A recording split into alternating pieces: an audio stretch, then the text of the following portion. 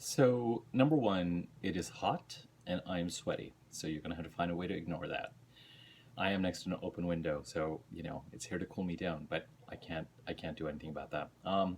Number two, my new moon videos go out after the new moon, which was last evening at 6:16 p.m. Pacific time, and it's now a little after 2 p.m. Pacific time the day following.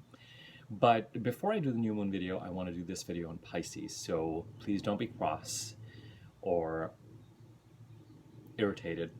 Um, you all are very nice. I'm going to do both videos today. So this one is going to get uploaded first, and then I'm going to do the new moon in Cancer video, and that's going to get uploaded second. So you will have two videos to look at today. But I wanted to do this video first because I've made references to Jupiter's transit in Pisces. I've even done a video on Jupiter's transit in Pisces, and I may have done a video on Jupiter retrograde. I know that there are videos out there in my current transits list that you can look at. As you know, 2021 is the year when Jupiter spends most of its time in Aquarius, along with Saturn. And of course, it's the year of the Saturn-Uranus square. There are videos on both Saturn and Uranus, and there's Saturn-Uranus, Saturn in Aquarius, and the Saturn-Uranus square. I am hating this weather, but I know that I'm not alone in the States to be dealing with this heat wave. And considering it's July, I would imagine that other parts of the world are dealing with this as well. I know not all parts of the world, so here's looking at you, Southern Hemisphere. I hope it's cool where you are. 2021 is the year when Saturn and Jupiter are spending most of their time in Aquarius. The sign of Aquarius has a lot of prominence. It had actually a fair amount of prominence last year too, when Saturn entered Aquarius in the beginning of 2020. And we saw a number of shifts that were pivotal from a social change perspective. But this year, unlike most years when Jupiter will spend about 13 months in one sign in one stretch, Jupiter sped through Aquarius and in the middle of May moved into Pisces, went retrograde, and is currently retrograding out of Pisces back into Aquarius, which we'll do on July 28th. So from May the 15th to July the 28th, Jupiter was in Pisces, has been in Pisces, is in Pisces. And as I mentioned to you, me and most of my clients felt this shift around, decidedly felt this shift around the beginning of May. I've also made references to the fact that in 2015 and 16 we had eclipses of release in Pisces where Neptune was, and I think Chiron may have been there as well at that time. I can't be sure, irrespective.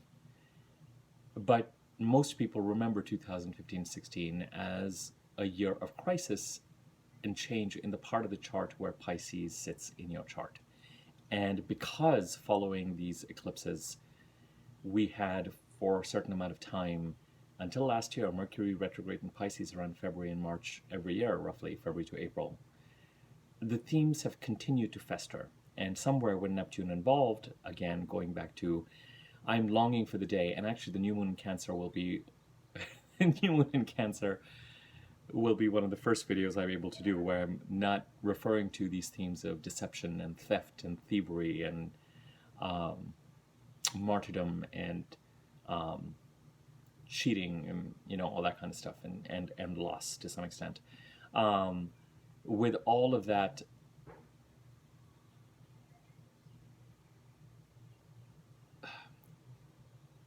certainly in 2015 and 16 there may have been a sense of disappointment around who people were associated with the eclipses that were going on, and a need to accept, a need to release an expectation or a desire that the people would show up differently or in the way that you would like them to show up. So a need to release our attachment to how someone is or how a situation is going to turn out or how people will behave. And in releasing that, of course, there can be tremendous acceptance, but it's, of course, that's easier said than done because we all have expectations of each other, right? It's not easy to say, okay, well, I'm just going to, it's releasing your expectation of how you want someone to behave and who someone is easier said than done. Neptune in Pisces has played a very important part in the eclipses we had on May the 26th and June the 11th while Jupiter entered Pisces. Wherever Jupiter goes, he creates the end of a 12-year cycle and the start of a 12-year cycle. My clients are sick of hearing me say this, but I find, truly I find, that at least a third to a half of astrological interpretation is just looking at the transits and interpreting them in the most basic and fundamental of ways. The fact that the planets have been put in the skies, the fact that they have a correlation with our lives, which we all experience, I still express wonder as to why this would be true. I still express wonder that I do readings with people and they resonate. Why? Why should I understand when people say astrology makes no sense. I get it. It's not really coming from a rational perspective. However, it seems to.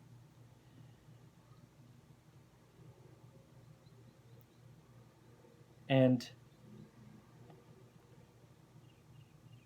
I don't know that we're necessarily meant to pore over horoscopes for hours and hours with compasses, and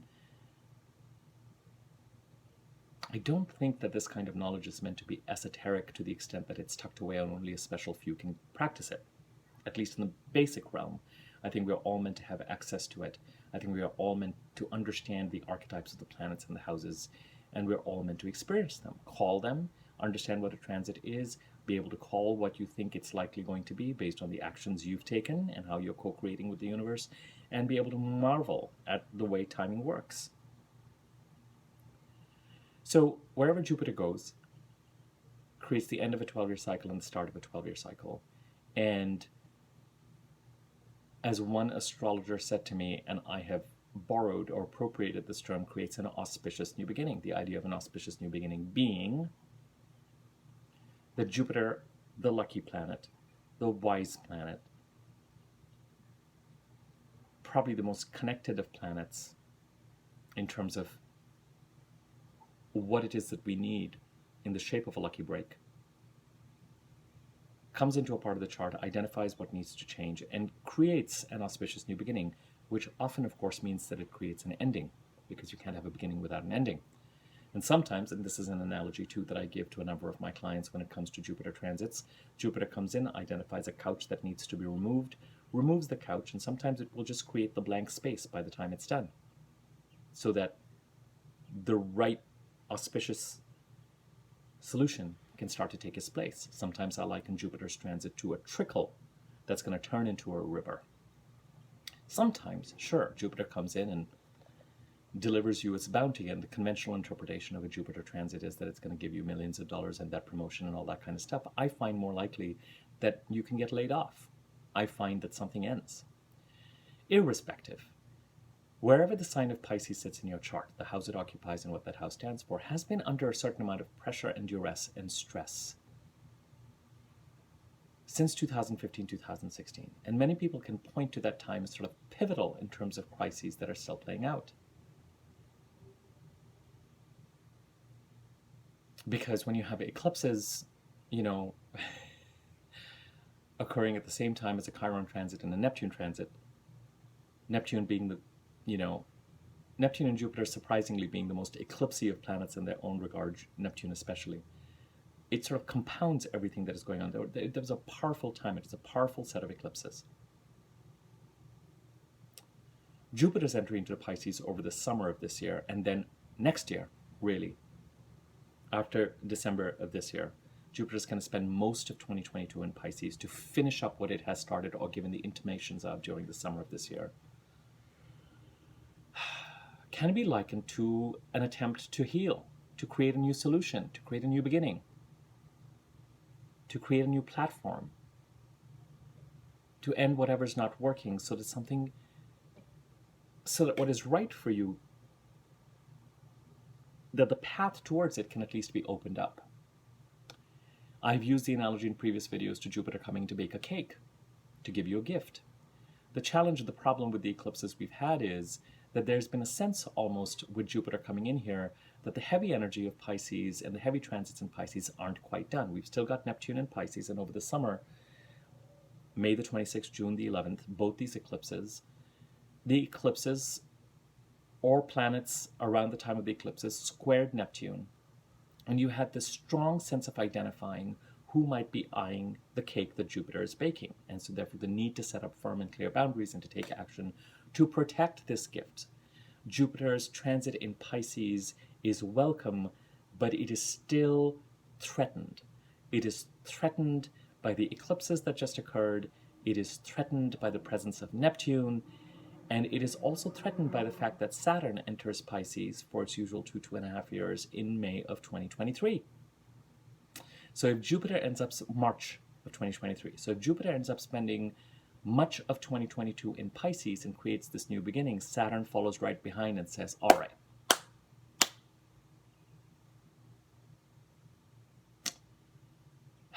let's see how much you've learned, and let's see what boundaries have to be set up here, because a cake has been baked. We've identified the people who want a piece of that cake. And now I'm here and to put you through a series of tests so that you can master whatever you need to master in this part of the chart. And with Saturn, this idea of mastery, self-mastery, mastery, clean intention, follow through, execution, hard work, attention to details, boundaries and patterns, consequence, lessons to be learned. I mean, they come to the fore. So I wish I could say, yes, Jupiter's baking a cake, but that cake is under a certain amount of threat. The cake is still going to get baked. There's going to be an ending and a new beginning in this part of the chart. But it is surrounded both by a sense of loss and martyrdom and inaction and dreaminess, and also perhaps theft and deception and narcissistic behavior and a gaslighty behavior perhaps in certain cases, and smoke and mirrors, and deluding yourself, maybe, not being clear about what is or was,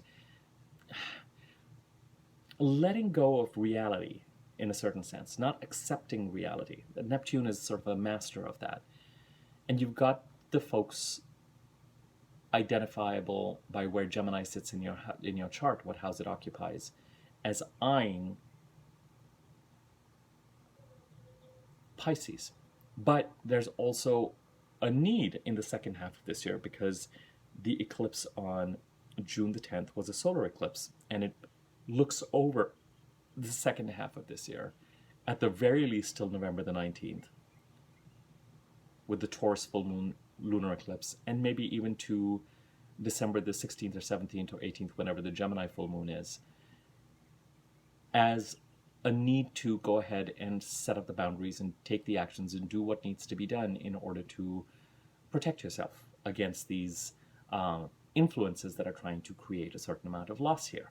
Some of the loss may be necessary, and it's always hard to look at that kind of loss.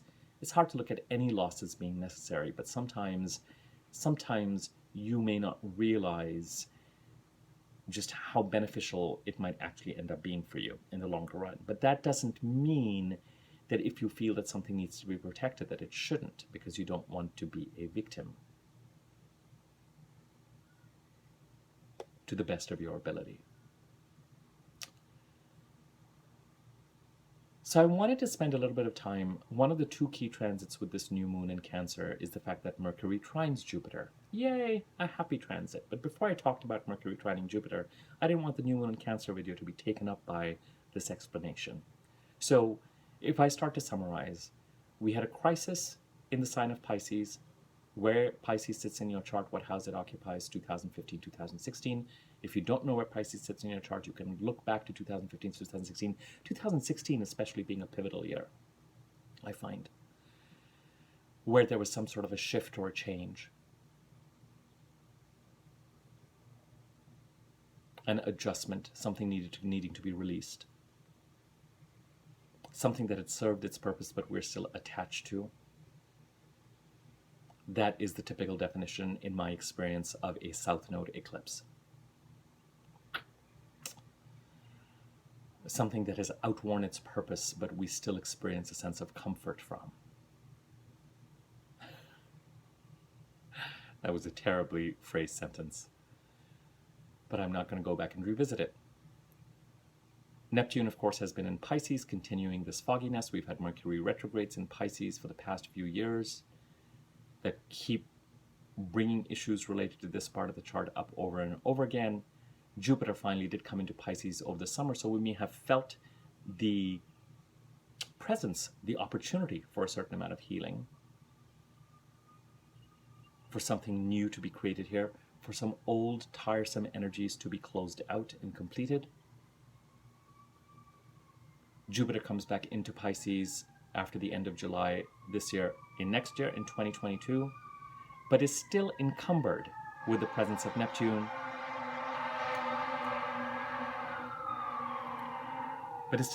by the presence of Neptune. And then, after Jupiter moves into Aries, the good news is that it's freer of Saturn's sort of encumbering influence. And it can kind of do its work much more freely, which is lovely, which is wonderful. But after Jupiter leaves Pisces in 2022, Saturn comes in 2023 to introduce a tone of restriction and finality and closure. But we're not done with the drama till about 2025. We're not done with the drama till about 2025. So I want us to be happy and celebrate what Jupiter could possibly be bringing or trying to create for us. It could be an ending. It doesn't have to be something tangible. But I want to reiterate the importance, especially during the months, especially through August. You know, by the time you get to September the 19th, the lunar eclipse in Taurus starts to take more and more hold. So I would say between now and August the 10th, maybe into early September, to continue to examine, observe, put boundaries in place, especially if there's anything related to sort of shady business or deception. I know, I'm tired of talking about it too, guys. But the only reason why I talk about it is because people tell me it resonates. I'm just like, okay, I must not be crazy.